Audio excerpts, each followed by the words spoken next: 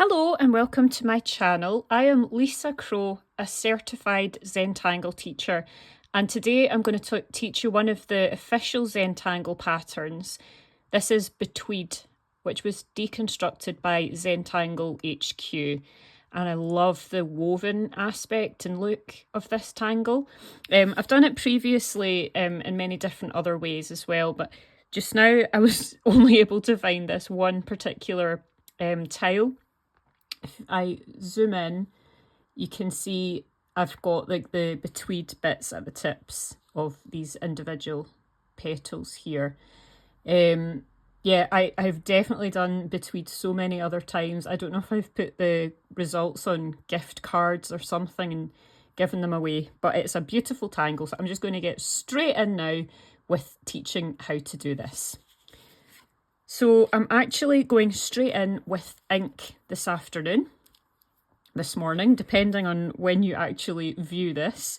I'm going in with some lines that are going to cross over one another. These lines don't have to be the same length. You can have more or less of these lines in your tile. You don't have to have, I've done it previously in this one, I think I had 8 different points before I started actually putting betweed in it.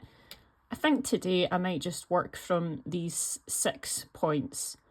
So once you've got your intersecting lines, if that's the right way to describe them, you're going to work from the outer edge of each of these lines and work your way back into the centre, but we're not going to the centre point, we're going away, a little bit away from the centre there. And then as we alternate down between the first line that we've drawn out from and the one next to it, we'll connect a little bit further down. So it's almost like, it's not a ladder really, but if you see what I mean, it's like changing height as we go along. And you can add another line here if you would like to yours, but I quite like the way that it starts to form a sort of star shape as you go around. So as you can see, I'm literally just, once I've filled between 2 lines, I'm moving to the next space in between 2 lines. And then I'm alternating in there.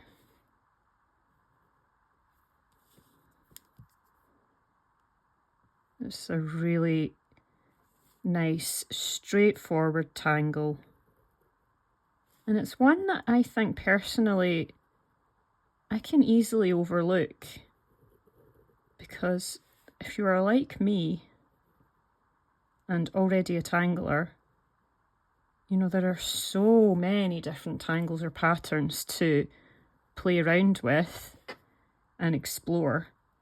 And sometimes the kind of more traditional, original patterns, they just kind of get forgotten about, which is a bit of a shame really, because this is a nice tangle. So just alternating as you go.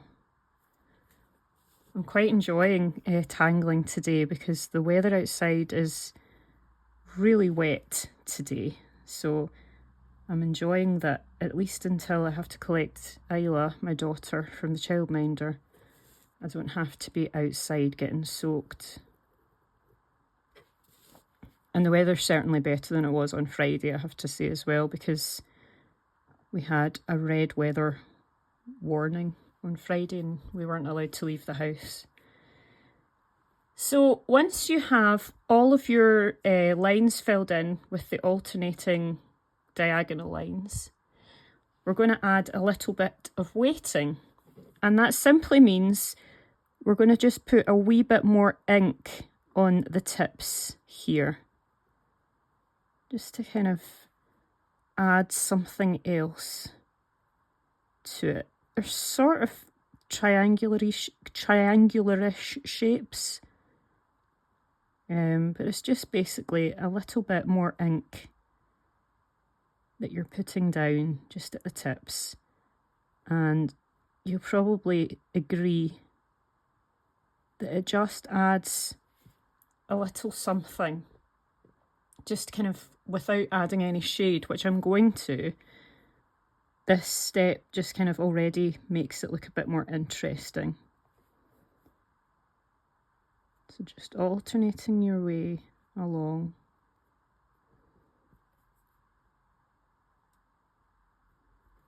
And filling that in.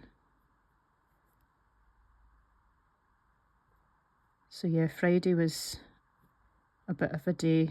I'm used to, my husband is a bit of a wannabe storm chaser. And we don't usually get severe weather warnings in Scotland. Like, we have plenty of rain. Sometimes we get amber alerts for wind, but we never usually get red weather alerts. But the other day the government had decided that everybody was going to have a siren on their mobile phone. So I was sitting chatting to somebody on a Zoom session on Thursday night. I've just smudged that here, doesn't matter. Yeah, I was chatting to somebody on a Zoom session, and all of a sudden my mobile went off, and it was a bit of a fright I got, really, to be honest. But that's what it was. It was just saying, remember, there's a red weather warning for tomorrow. So yeah, we were very, very fortunate. Previously we were living in another house when there was a red weather warning, and we lost a significant chunk of fence, but we were a lot luckier this time.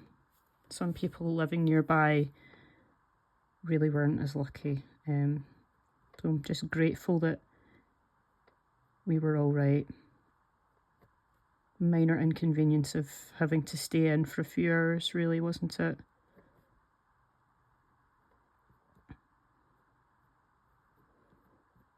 Okay, I've gone all the way around the edges of the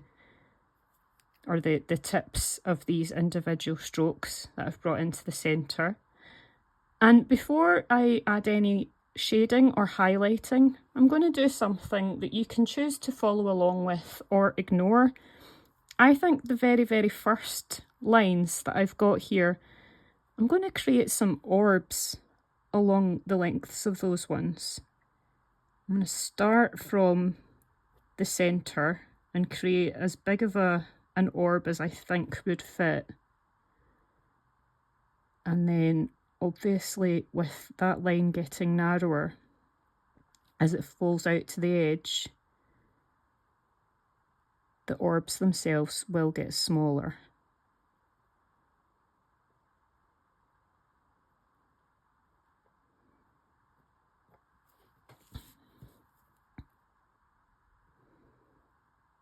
This might end up looking a bit kind of squid-like. I think it might look quite cool.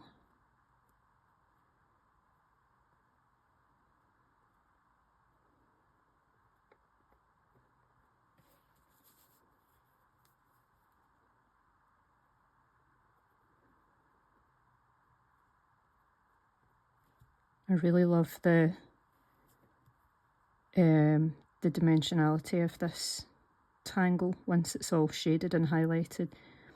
I think that it looks really good just on a white tile, but once you know, like when I've done it before, the tangle that I showed you at the start of this video, that was on a grey tile, and I think when you're able to bring in highlight as well as shade, there's something extra, a little bit of oomph.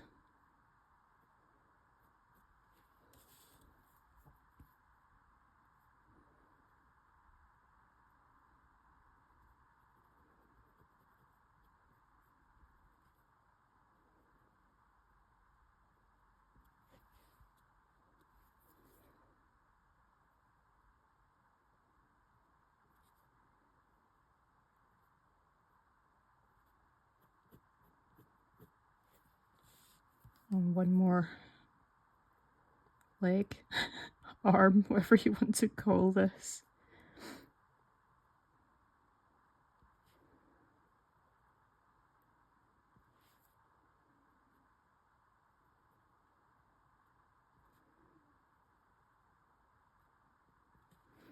And as you'll see, as I'm working my pen along here and adding more and more orbs, this particular space is longer than any of the others, but it doesn't matter at all. It's just all very, it kind of adds a bit of interest, doesn't it? I mean, it's possible that I've even put these, it might not even have been the very, very first lines that were put down, and I've maybe put the orbs in a different space, but I don't know. I can't tell right now. I went with where it looked right to me, and once we start shading and adding highlight, I just think it's going to look really, really cool. So I'm going to pop my pen aside for a moment, and yeah, I think I'll actually add the shading and highlighting only in these orbs initially, and you can shade these in a completely different way if you would like. If you have added the orbs, you might have decided to leave orbs off of yours, but if you have added orbs, you could just you could maybe like do kind of the same technique that I'm doing with the kind of grin type shape in the bottom, but you might be twisting your tile as you do it, so that, or turning your tile as you do it, so that it's not always at the same bit, because by the time you move it, I don't feel like I'm getting my words out today at all. So hopefully you're following along with my ramblings.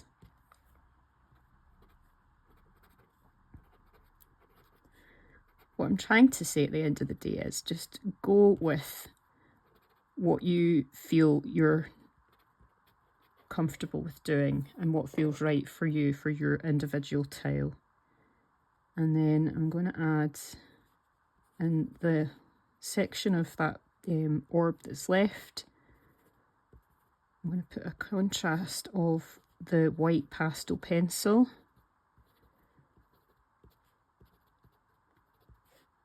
And I think that's already made it look just wow.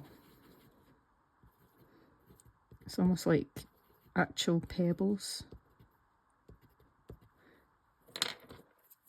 So I'm just going to use this blending stump just to kind of smooth out that pastel pencil. We don't need to be precise with it. But just look at that. That looks amazing. Just going to zoom in just a tad more. So what I would do with the rest of this, what I did with the previous one, is just to put a thin layer of graphite on the insides of where we originally did those lines. And I'm just going to put that on each line on every single piece of this squid, star, whatever you want to call the individual elements of Betweed.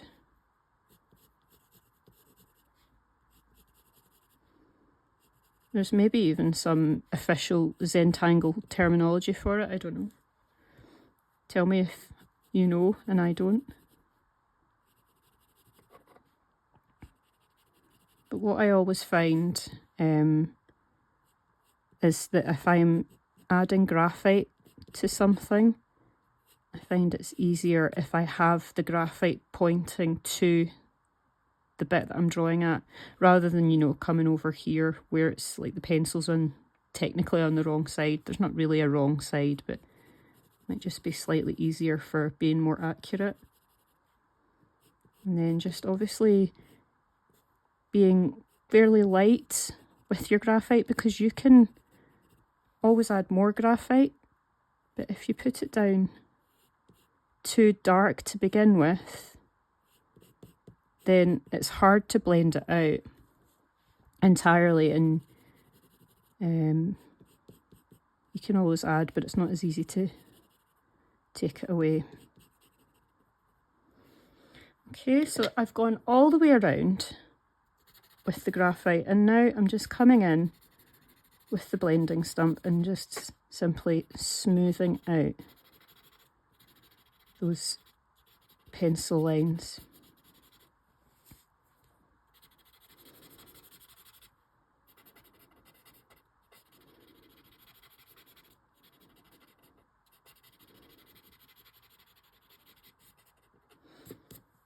I do actually have some other exciting news, which you may or may not have heard if you've been following me on YouTube for a while.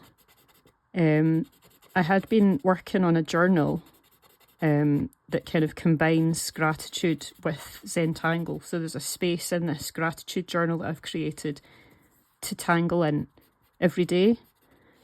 So I had to have permission from Zentangle, because Zentangle obviously created this whole the Zentangle method, and they own trademark and all that kind of thing. So I had to acquire the written permission to print my journal.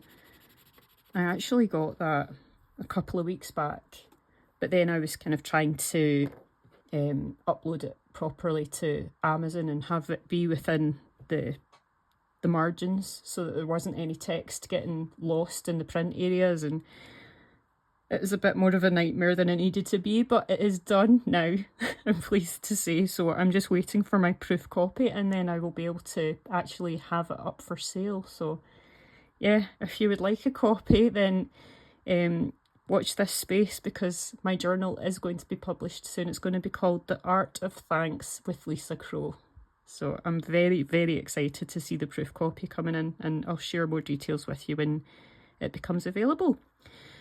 So I'm moving now onto my pastel pencil, and I'm just putting a little bit down. It's simply going down in the opposite bits of the tangle, you know, any bits where it seems like there would be a natural highlight, I suppose. But having said that, don't get hung up on where the natural light would be. I mean, I might not be putting it where the natural light would be. We don't have any kind of concern about real light source in Zentangle. It's all very abstract. So if you are going to add some pencil lines with the charcoal pencil, pastel pencil, don't worry about where they should go. Just go with where you want to put them, and it will all look really, really cool.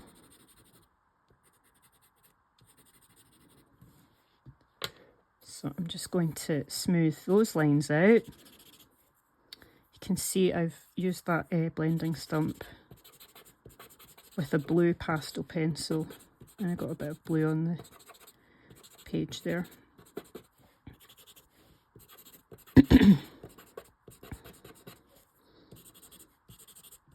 No, it looks amazing, this tile.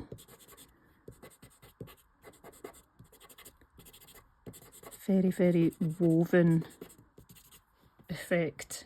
It looks really, really cool. And you could obviously go on to add some embellishments, whether that might be, I don't know whether you wanted to put fescue coming out or to have some orbs here and there. But for today, I am just simply going to call it a day with that. I'm going to add my chop, and that is going to be me. And then you can feel free to do whatever you would feel inclined to do with your tile. So if you have enjoyed this and tangled along, please do let me know what you come up with. I would love to see it. Really, really would love to see it. A couple of you have actually been sharing what you've been drawing, and it's so lovely to see. I'm going to be sharing any tiles that I've been receiving on my newsletter. So that's something if you would like to have your tiles highlighted on my newsletter, then send your tangles over to me. Or just send them over just so that I can say, oh, how amazing they are and how much I love them. You don't want them on the newsletter. They don't have to go on the newsletter. So I hope you've enjoyed that, and I will catch up with you next week. Thank you. Bye.